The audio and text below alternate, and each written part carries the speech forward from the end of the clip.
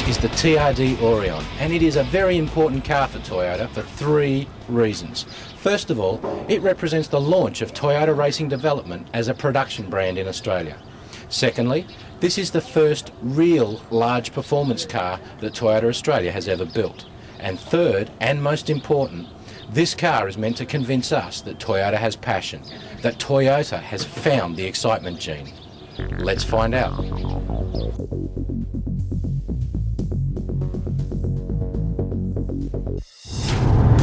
See, Toyota did some costly market research about 3 or 4 years ago, and you'll never guess what they discovered. Turns out that the Australian public thinks Toyota doesn't have any passion around the brand. I reckon I could have told them that for the cost of a dinner. But it's not hard to see why. You look at Toyota's sports car portfolio over the last 5 years. They've killed off the Celica, the MR2's gone, and the Supra, well, that was even longer. So really, this TRD had to happen.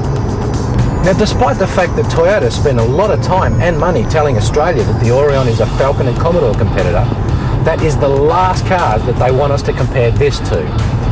You see, for starters, it doesn't have a V8, so it's never going to beat HSV and FPV. Secondly, they've pitched it more upmarket. They're calling it a sophisticated performance car. So they're going after the likes of Subaru's Liberty GT, the Mazda 6 MPS. They even say the Golf R32, but I think they're pulling a very long bow there. Now, at a time when the rest of the world's embracing turbocharging, Toyota's gone for a supercharger instead. There are good reasons for that, but it does place a lot of extra load on the engine. For starters, you get that instant response, and it's very clear that this car has a lot of urge from the get-go. Secondly, there's none of that sort of delay or turbo lag that you get. This supercharger pushes hard right through the rev range. And despite the fact that this is still a front-drive car, all-wheel drive is never considered, it never really troubles the front wheels for grip unless you're being stupid. So what's the bottom line then? This model I'm in is the 3500S. It asks around $57,000, which is a lot of coin. But remember I said they're going for the sophisticated angle? It's got a lot of gear. But it's not about what it has. For this car to win, it's about what it can do. And I've got to tell you, I am very impressed. Driving to the circuit, it displayed road manners that were quite exemplary.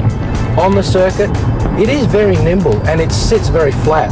The engine is a gem, but you just can't help feeling that it just needs rear-wheel drive. That's something Toyota had no say and no choice about.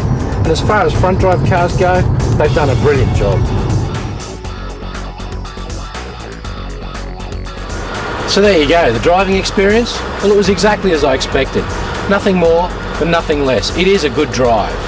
Visually though, I'm a bit underwhelmed. I mean, Toyota used the word sophistication a lot. Maybe they weren't going for that aggressive body kit, but it doesn't appeal to me. Maybe I'm not the target market. Maybe I'm not sophisticated. I don't know. But only time will tell if the TRD Aurion hits the spot with consumers. And I'll be watching very avidly indeed.